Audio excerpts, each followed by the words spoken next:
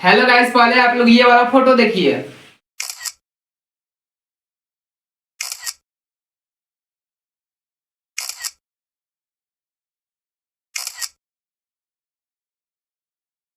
तो अभी आपने शुरुआत में जो फोटो देखा, अगर आप लोग चाहते हैं उस टाइप का आर्यन केल्विन के साथ फोटो बनाना, तो आप लोग इस वीडियो को लास्ट तक जरूर देखिएगा, क्योंकि आप लोग इंस्टाग्राम पर देख ही सकते हैं कि कितने सारे क्रिएटर्स आर्यन केल्विन से मिले नहीं है, लेकिन उस टाइप का फोटो बनाकर बहुत सारे क्रिएटर्स अपने इंस्टाग्राम पर लाइक्स और फॉलोअर्स छाप रहे हैं। तो इसी को जानने के लिए आप लोग इस वीडियो को लास्ट तक जरूर देखिएगा। और चलिए आपका बिना टाइम वेस्ट किए इस वीडियो को स्टार्ट करते हैं।